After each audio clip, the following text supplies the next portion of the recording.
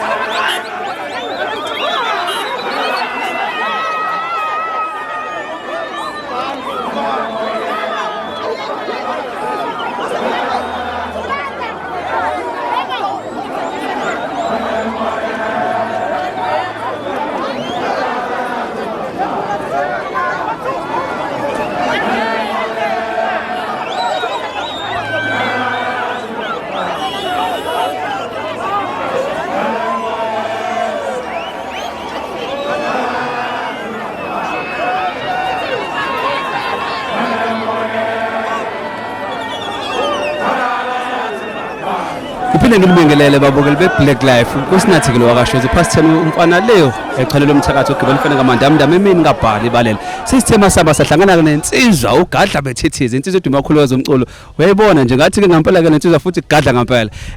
baba cha ngempela ke ngicela ukubuza ukuthi lolu suku namhlanje wesipress kujwayele thina inkulumo zokuxhumana kodwa ngiyabona namhlanje uthe uphelezela isilo kungabe futhi uzizwe unjani namhlanje futhi yini indaba social distancing isalandela lonto noma mhlambe seniyeke phansi lonto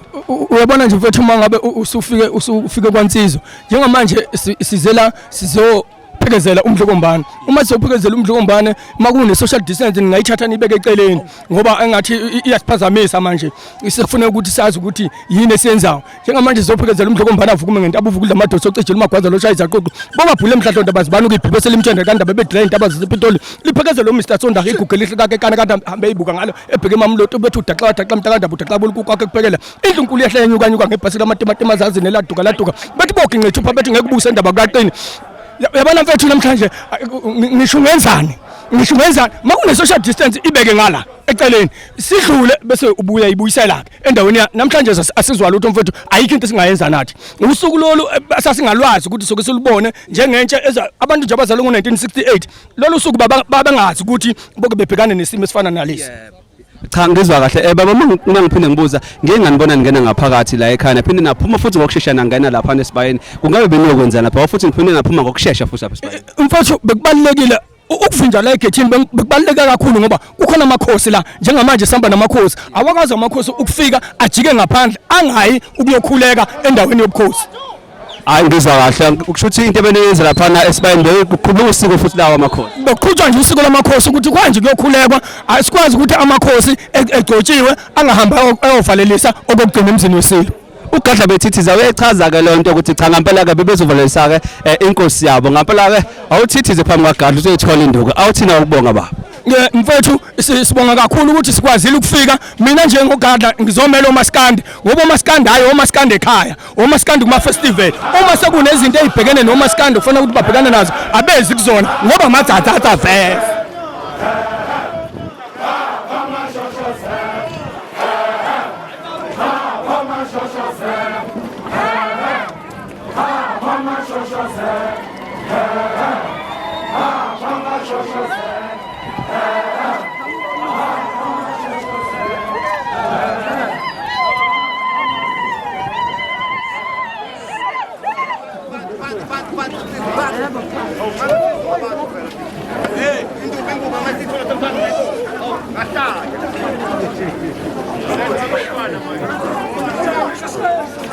Iduma konakala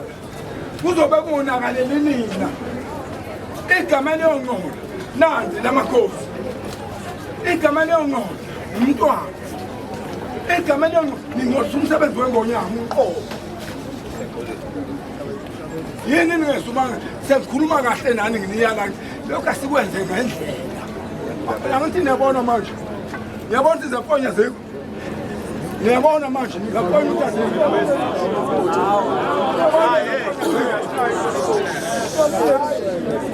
uma ngithekile inhlonipho uma ingekho uyisenese noma ngiwanamandla angakanani kodwa nje uma inhlonipho ingekho uyisenese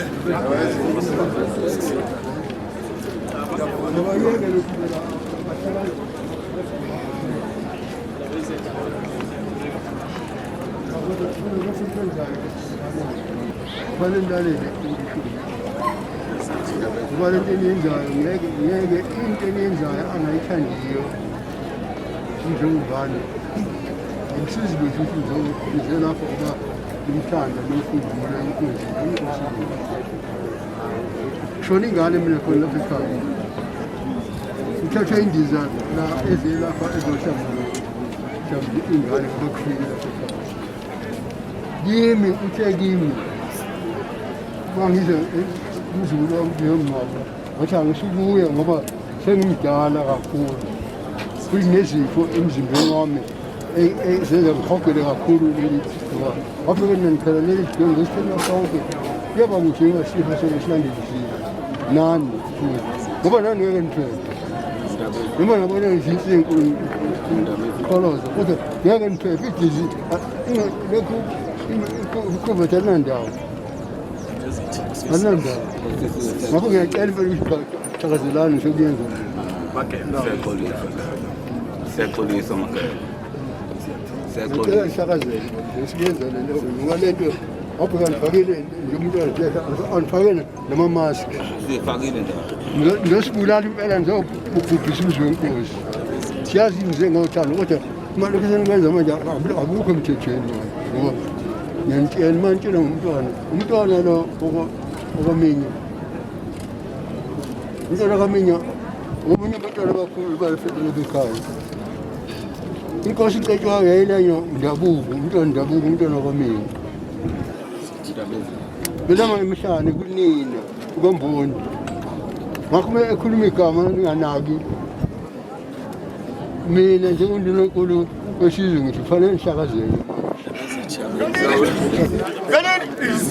Nale,